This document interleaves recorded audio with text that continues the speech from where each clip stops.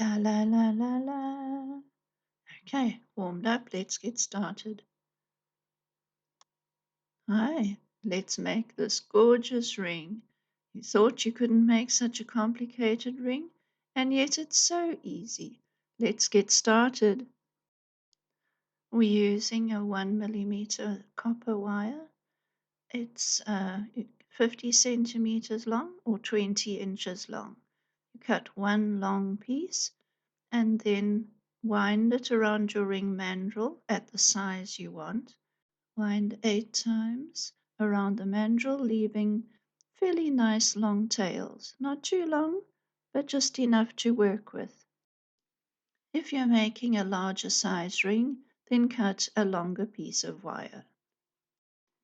What I like about this ring design is that you can use so many different stones here, or choose a different metal, sterling silver wire or coated wire or aluminium wire, but I do find the aluminium wires just a little bit soft.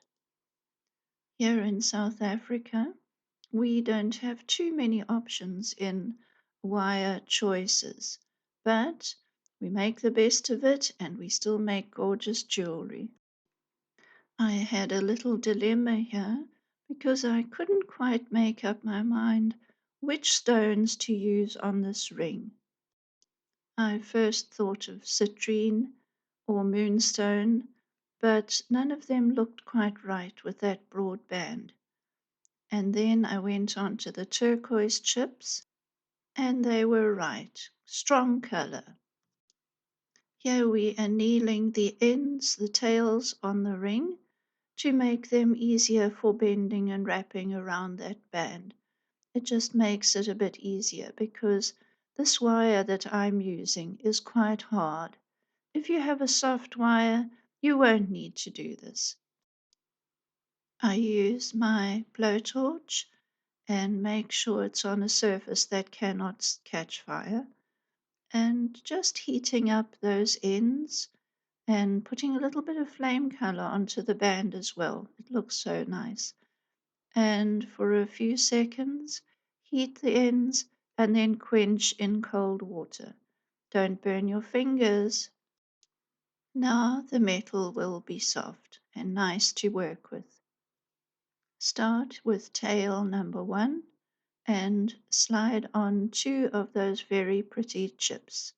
Turn them so that they flat onto the ring. Keep a firm hold on the band so that it doesn't go out of shape while you're doing this.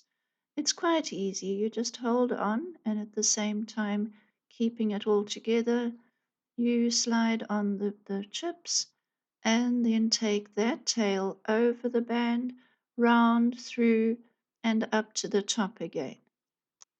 If the tail is long, you can wrap it round twice. With tail number 2, you're doing the same thing. Add your 2 turquoise chips and turn them so that they're looking good on the band. Lay it over, across, and around the band once or twice and up to the top. Also keeping an eye on how the two sets of stones look next to each other. You can nestle them together and with a few little light squeezes push them into an attractive shape. This is starting to look interesting, isn't it?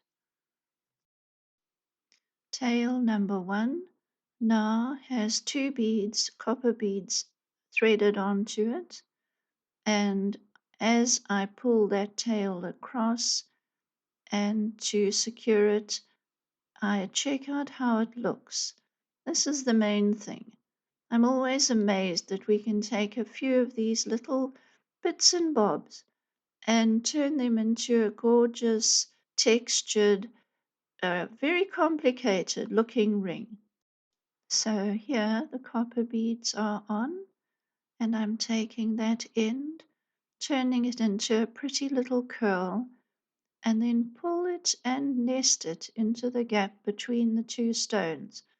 So it sits in there like a little bird in a nest, but it's secure and strong and looks pretty. Sometimes I stop at this stage, I have a cup of tea, and I look at this ring to see how it wants to be shaped. It doesn't have to be a big rush. Just look at it and use your artistic skills. Now, tail number 2, we're going to do something similar, but it doesn't mean it has to be exactly the same. So I've threaded 3 copper beads onto this longer tail and wind it around, fit it in, and I thought it needed something extra. So I've taken one of my pre-wrapped coils. This is a 0.4 millimeter thin copper wire, and I cut it to size and slide it over that tail. Slide it down and fit it, and if it doesn't look right, then take it off.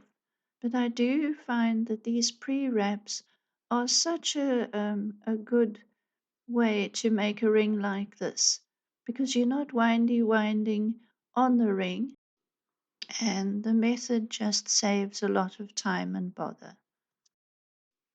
I have made a full video on how to make these pre-made wraps, and I'll put the link at the end so that you can also see.